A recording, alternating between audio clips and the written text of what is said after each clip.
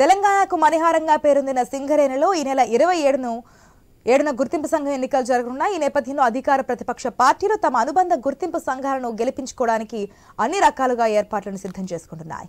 ఇప్పటికే బొగ్గు బావులపై గేట్ మీటింగ్లు నిర్వహించుతున్నారు. గత ఎన్నికల్లో టీబీజీకేఎస్ గెలుపొంది 2 ఏళ్లు అధికారంలో ఉంది. అప్పటి నుంచి ఇప్పటి వరకు ఎన్నికలు జరగలేదు.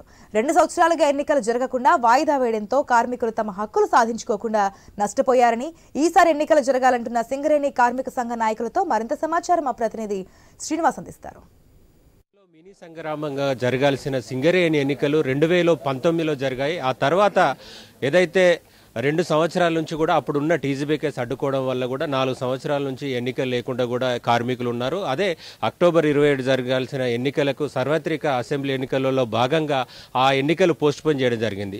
ఈ నెల జరగాల్సిన ఎన్నికలు కూడా కోర్టు తీర్పు వల్ల కూడా వేచి చూసే పరిస్థితి. అసలు ఎన్నికలపైన యూనియన్ నాయకులు ఏమనుకుంటున్నారో మనం తెలుసుకునే ప్రయత్నం చేద్దాం.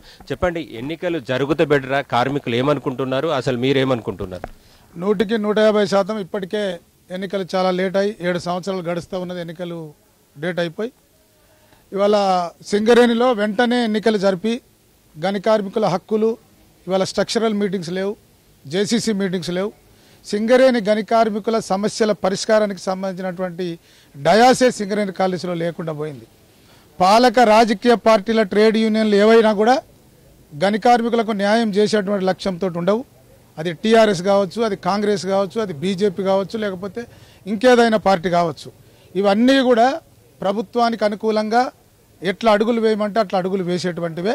ఇవాళ పాలక రాజకీయ పార్టీలకు వ్యతిరేకమైనటువంటి ట్రేడ్ యూనియన్లు సింగరేణి కాలేజీలు ఉండటం మూలంగా గని కార్మికుల హక్కులు, సౌకర్యాల కొరకు పోరాడేటువంటి సంఘాలు అట్లా ఉండేటువంటివి మాత్రమే గని కార్మికులకు న్యాయం చేస్తాయి. చేసినటువంటి చరిత్ర కూడా సింగరేణి గని కార్మికులకు తెలుసు. వెంటనే ఎన్నికలు జరగాలి. ఇవాళ ఈ నెల 27 తారీఖున తప్పకుండా ఎన్నికలు జరిగేటువంటి పరిస్థితి ఉన్నది. ఇవాళ ఏవైతే అడ్డుకుంటా ఉన్నాయో ప్రధానంగా ఐఎన్టీసీ అనేటువంటిది, అట్లాగే సింగరేణి మేనేజ్మెంట్ ఎన్నికలు అడ్డుకుంటానికి చూస్తూ ఉన్నది. గత పాలకులు చేసింది అదే, రాజకీయ పార్టీ టీఆర్ఎస్ పార్టీ అనుబంధ టీబీజీకే చేసింది అదే, నేడు వచ్చినటువంటి కాంగ్రెస్ పార్టీ అనుబంధ ఐఎన్టీసీ చేసేటువంటిది కూడా అదే కనబడతా ఉంది. ఇవాళ అక్కడ ఉన్నటువంటి మేజిస్ట్రేట్ ఏమంటుండంటే, మీరు ఆల్రెడీ ఇప్పటికే జనరల్ ఎలక్షన్ల తర్వాత వెంటనే ఎన్నికలు పెడదామని చెప్పేసి ఇవాళ ఐఎన్టీసీగా మీరు అండర్టేకింగ్ ఇచ్చారు, సింగరేణి మేనేజ్మెంట్గా మీరు అండర్టేకింగ్ ఇచ్చారు. కాబట్టి ఎట్టి పరిస్థితుల్లో ఎన్నిక అప్పుడు కుదరదని చెప్పేసి వారు అంటూ ఉన్నారు. అయితే గతంలో టీజీబీకేఎస్ అధికారంలో నుండే ఒక 2 సంవత్సరాలు కాలయాపన చేసింది. ఇప్పుడు ఏదైతే కాంగ్రెస్ పార్టీ ప్రభుత్వం ఏర్పడింది, ఆ పార్టీ అనుబంధ సంస్థగా మీరు ఎన్నికలు జరగాలనుకుంటున్నారా? అసలు ఏమనుకుంటున్నారు? ఇప్పటికే 2 సంవత్సరాలు లేట్ అయింది ఎలక్షన్ జరగాల్సినవి. ఇప్పుడు మా జనక్ ప్రసాద్ గారు కూడా ఎలక్షన్స్ పెట్టాలని, ఎలక్షన్స్ వాయిదా వేయొద్దని ఈ 27 తారీఖు ఈ రావాల్సిన ఎలక్షన్లు ఖచ్చితంగా ఐఎన్టీసీ తరపు నుంచి మా వాళ్ళు కొట్లాడుతున్నారు. ఎలక్షన్ జరగాలని కార్మికులందరి మధ్యలో కూడా ఎలక్షన్ జరగాల్సి ఉన్నాయి. మేము కూడా ఒక 6 గ్యారెంటీలను పెట్టినాం. కార్మికులకు వసతైన మెరుగైన కావాల్సినవి కూడా మేము కూడా దాంట్లో భాగం చేసినాం. ఇప్పుడు ఎందుకంటే మా కాంగ్రెస్ పార్టీ అధికారం ఉన్నారు కాబట్టి, మా రేవంత్ రెడ్డి గారు సీఎంగా ఉన్నారు కాబట్టి వాళ్ళు చేసిన పనులు కూడా చాలా ఉన్నాయి కాబట్టి, ఎందుకంటే ఇంతకుముందు టీబీజీకేఎస్ నాయకులు చేసిన పొరపాట్లు కూడా కొన్ని ఉన్నాయి కాబట్టి కార్మికులకు అందరికీ నచ్చే విధంగా మా కాంగ్రెస్ పార్టీ కావచ్చు, మా ఎన్టీసీ కావచ్చు, మేమందరం కలిసికట్టుగా ఉండి మా ఎన్టీసీని గెలిపించుకుంటామని. ఇప్పటికే లేట్ అయినాయి కాబట్టి ఇప్పుడు జరిపితే, ఇప్పుడు ఎంత తొందరగా జరిగితే అంత మేలని మేము కోరుకుంటున్నాం. మీరేమనుకుంటున్నారు? ఎన్నికల పైన మీరేమనుకుంటున్నారు? జరగాలనుకుంటున్నారా? వాయిదా పడాలనుకుంటున్నారా? అసలు కార్మికులు ఏం కోరుకుంటున్నారు? CI2 Singareni college employees union తరఫున ఈ ఎన్నికలు ఖచ్చితంగా జరగాలని చెప్పేసి మేము అభిప్రాయపడతా ఉన్నాం. గతంలో అన్ని యూనియన్ల మీటింగ్ పెట్టినప్పుడు కూడా అందరూ రాతపూర్వకంగా రాసి ఇవ్వడం జరిగింది. ఇప్పుడు ఐఎన్టీసీ వాళ్ళు కూడా అప్పుడు రాసి ఇచ్చారు. తీరా ఇప్పుడు గవర్నమెంట్ మారిన తర్వాత ఐఎన్టీసీ వాళ్ళు డైరెక్ట్గా చేయకుండా పరోక్షంగా ప్రభుత్వంతో ద్వారా ప్రయత్నం చేసి ఎన్నికలు వాయిదా వేయించేటటువంటి ప్రయత్నం చేస్తున్నారు. అట్లా కాకుండా ఎన్నికలు జరపాలని చెప్పేసి హైకోర్టు ఆర్డర్ ప్రకారంగా జరగాలని చెప్పేసి మేము అందరూ కోరుకుంటున్నారు. కార్మికులు కూడా ఎన్నికలు జరపాలని చెప్పి కోరుకుంటా ఉన్నారు. కాబట్టి CI2గా మేము దానికి కట్టుబడి ఉన్నాం. ఎన్నికలు జరపాల్సిందే. ఇప్పటికీ 90% ప్రచారం అయిపోయింది. ఇప్పటికి మొత్తం అన్ని యూనియన్లు వేల రూపాయలు ఖర్చులు పెట్టుకొని బ్యానర్లు, కటౌట్లు, ప్రచారాలు, అలాగే రకం మీటింగ్లు, ఏర్పాట్లు అన్నీ చేసుకున్నారు. రాష్ట్ర నాయకులు, ఆల్ ఇండియా నాయకులు వచ్చిపోయారు.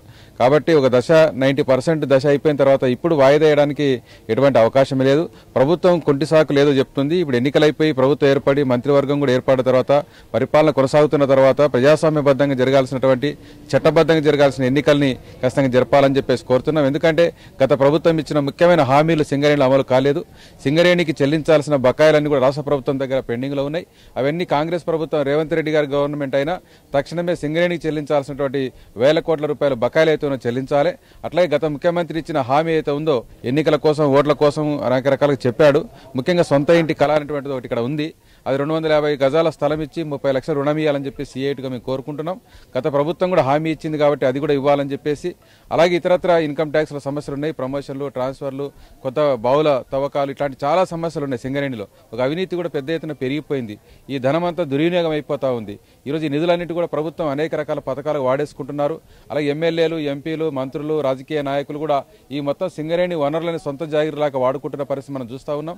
కాబట్టి ఈ వ్యవస్థ మారాలి. ఇప్పుడు వచ్చినటువంటి మరి కాంగ్రెస్ గవర్నమెంట్ కూడా అదే చేస్తుందా, అదే బాటలు పోతుందా? ఒకవేళ అదే బాటలు పోతే మాత్రం ఖచ్చితంగా మళ్ళీ ఈ ప్రభుత్వం పైన కూడా సిఐటిగా మేము పోరాటం చేయాలని చెప్పేసి అనుకుంటున్నాం. ఈ ఎన్నికల్లో అందరూ కూడా కార్మికులు ఆలోచన చేసుకుని ఒక అవకాశం ఇచ్చి గెలిపించాలని చెప్పేసి కూడా విజ్ఞప్తి చేస్తున్నాం. యూనియన్ల పరంగా చూసుకున్నా, కార్మికులు చూసుకున్నా కూడా 2 సంవత్సరాల కిందట జరగాల్సిన ఎన్నికలు పోస్ట్ పోన్ అవడంతో కూడా కార్మికులకు సాధించుకోవాల్సిన హక్కులు అక్కడే పెండింగ్ లో ఉన్నాయని, ఇమీడియట్లీగా ఎన్నికలు జరుగుతాయి, కార్మికులకు న్యాయం జరుగుతుందని, ఏదైతే కార్మికులకు సంబంధించిన సింగరేణి నిధులు కూడా దుర్వినియోగం ఇప్పటికి గత ప్రభుత్వం దుర్వినియోగం చేసిందని, ఇప్పటికిప్పుడు ఎన్నికలు జరిగితే మాత్రం ఆ నిధులన్నీ తిరిగి వచ్చి కార్మికుల హక్కులు సాధించడానికి కూడా ఇమీడియట్లీ ఎన్నికలు జరగాలని మనతో పాటు యూనియన్ నాయకులు చెప్తున్నారు. కెమెరామెన్ రమేష్ శ్రీనివాస్, ఐన్యూస్, మంచిర్యాల జిల్లా.